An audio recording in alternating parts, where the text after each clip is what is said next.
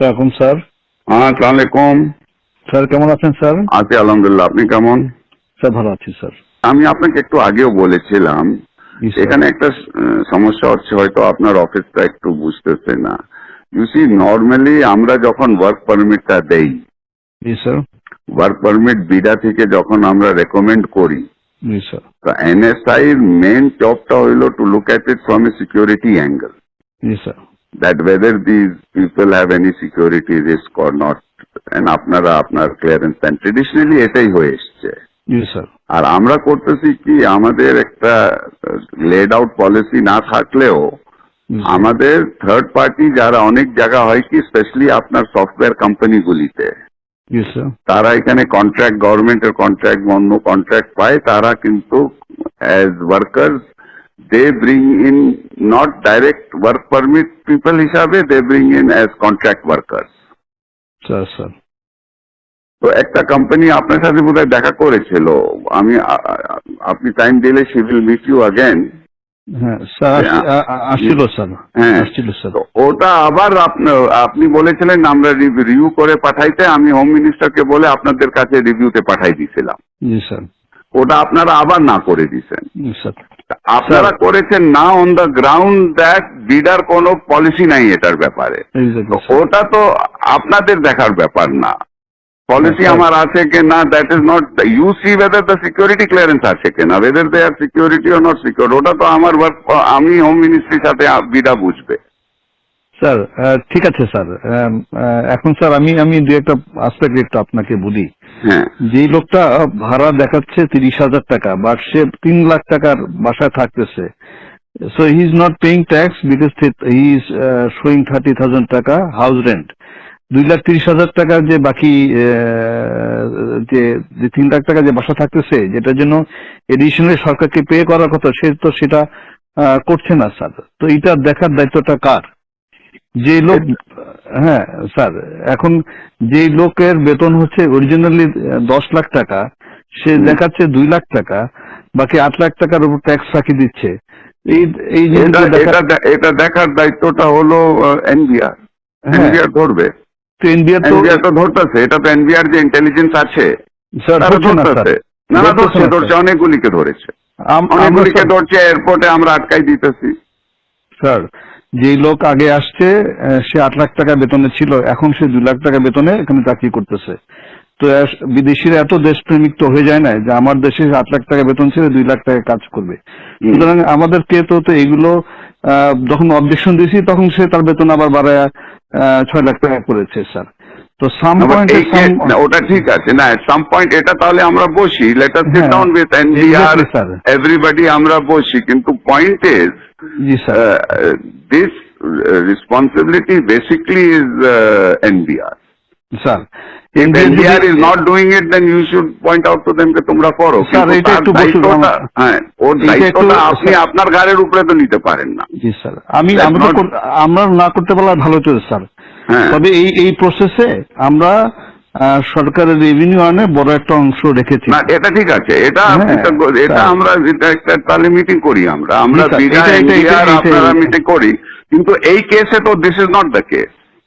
এই কেসে স্যার একটা কোম্পানি যখন একটা লোক আনে, তখন তার একটা বেতন ধরে যে তার এত টাকা বেতন, এত টাকা করবে, সেই হিসাবে যদি আবার থার্ড পার্টিকে দিয়ে দেয়, তাহলে এটাকে বিডে একটা পলিসিতে আমাদের দিয়ে দিক যে না, ইচ্ছা করলে সে আমি 2,000 টাকা, আমরা we have been giving this for a long time.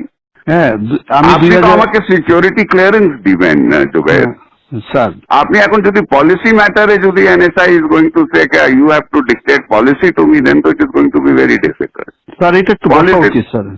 তাহলে আমরা সিকিউরিটি ক্লিয়ারেন্সটা তাকে, সে যে বিদেশ থেকে যখন আসবে তাকে সিকিউরিটি ক্লিয়ারেন্সটা তাহলে আমরা না দিই, আমাদের কাছে না নিল, আমাদের কাজটা খুব কমে গেল স্যার। আমরা কাজ হোয়াট ইজ আপনার এখন যে হোয়াট ইজ ইয়োর টিওআর, আপনার থেকে যে সিকিউরিটি ক্লিয়ারেন্সের জন্য আসে, হ্যাঁ এতদিন তো এটা তো অনেক দিন থেকে করে আসতেছে, হোয়াট ইজ ইয়োর আপনার টার্মস অফ রেফারেন্সটা কি? আমরা এটা দেখি যে সে সরকারের মানে প্রথম কথা হচ্ছে যে সিকিউরিটি পার্সপেক্ট থেকে তার এমনি তার কোনো নিরাপত্তা হুমকি কিনা, 2 নম্বর হচ্ছে যে কোনো ব্ল্যাকলিস্টে আছে কিনা। জি স্যার, 2 নম্বর হচ্ছে ইকোনমিক সিকিউরিটি পার্সপেক্টিভে সে সরকারের ফাঁকি টাকি দিয়ে কোনো জায়গা থেকে সরকারের ক্ষতি করছে কিনা এটাও আমরা দেখি স্যার। এখন আমরা যদি বলে সরকার যদি বলে না এটা দেখার দরকার নেই, আমরা ক্লিয়ারেন্স করতেও রাজি নেই স্যার, আমাদের তো অনেক ইম্পর্টেন্ট কাজ আছে। কিন্তু যখন একটা লোক ফাঁকি দিয়ে যার বেতন 10 লাখ টাকা, সে 2 লাখ টাকা বেতন দেখায় বিদায়ের সাথে হাত মিলায়া সে যখন সরকারকে ফাঁকি দিচ্ছে, তখন কেউ না কেউ তো দায়িত্বটা নিতে হবে স্যার। না না, বাট এটা তো আপনার ঠিক আছে, আমি দেখি, আমি প্রিন্সিপাল সেক্রেটারির সাথে কথা বলি। জি স্যার, আমার যতদূর মনে হয় দিস ইজ নট, এতদিন তো ছিল না, এটা তো নতুন, আপনি ডিজি হয়ে এই প্রবলেমটা আমি 2009 সাল থেকে এই প্রতিষ্ঠানে আছি। I work as director external, এবং যারা এরকম ট্যাক্সের ফাঁকি দিচ্ছে এই বিষয়গুলো সবগুলো আমরা এইভাবে করে ধরেছি, এবং আমরা যখন অবজেকশন দিয়েছি ওরা আবার বেতন বাড়ায়, যেটা লিগ্যাল যে পায়, যে বাড়ি ভাড়া যা 3 লাখ টাকা দিয়ে করতেছে সে তখন 3 লাখ টাকা বাড়ে ওটার উপর সরকারকে ট্যাক্স দিয়েছে স্যার। চিটাগাং পোর্ট দিয়ে স্যার হাজার হাজার গাড়ি আসে, ওগুলো আটকাই ওরা ট্যাক্স দেয়। So I am adding value tax to the government. Although এখন বলবেন যে না এটা তো রেসপন্সিবিলিটি না স্যার, এটা যদি সরকার বলে দেয় যে না এগুলো করার দরকার নেই, আমরা কিছু করবো না স্যার, আমাদের কাছে ক্লিয়ারেন্স না পাঠাইলেও তো হবে না স্যার। কিন্তু বিডে আমাদেরকে বলতে হবে যে তারা যদি জাস্টিফাই করে যে একটা লোক বিডে যদি কম্প্রোমাইজ না হয় আমাদের তো কোনো অসুবিধা নাই স্যার। আমাদেরকে একটু ক্লিয়ারলি বলে দিক স্যার যে একজনের জন্য নিয়ে এসে একজনকে দিতে হবে, বা 2-3 হাত ঘুরে এসে লোক কাজ করতে পারবে, আমাদের কোনো অসুবিধা নাই স্যার। একটা মিটিং হলে ভালো হয় স্যার, আমাদের জন্য সুবিধা হয় স্যার। আমি দেখি, আমি একটা মিটিং এর ব্যবস্থা করি, আমি প্রিন্সিপাল সেক্রেটারির সাথে কথা বলি। এটা একটা we need to get a clear guidance on this. এবং আমি স্যার 12 বছর এই পজিশনে চাকরি করতেছি, এবং এইভাবে আমরা কিন্তু ক্লিয়ারেন্স মানে যেগুলোতে কম হয় না আমি অবজেকশন দিয়ে আসতেছি কিন্তু। এবং এই প্রতিষ্ঠানটা একটু ম্যানিপুলেশন বেশি চেষ্টা করতেছে, এবং বাট আমরা এরকম কেস খুব রেয়ার পেয়েছি, যারা একজনের জন্য নিয়ে এসে, আমি নিয়ে আসলাম একজনকে বিদেশ থেকে, এসে আবার আর এক কোম্পানিকে দিলাম, এই কেস প্রথম আমরা পেয়েছি। বিডা আমাদেরকে বলে দিক যে এইটাতে কোনো অসুবিধা নাই, আমরা সদস্য দিয়ে দেবো, বিডাও ক্লিয়ারলি বলে না। ঠিক আছে, আমি দেখি। আর আপনাকে একটু জানাইছে BIDA is a compromise organization sir,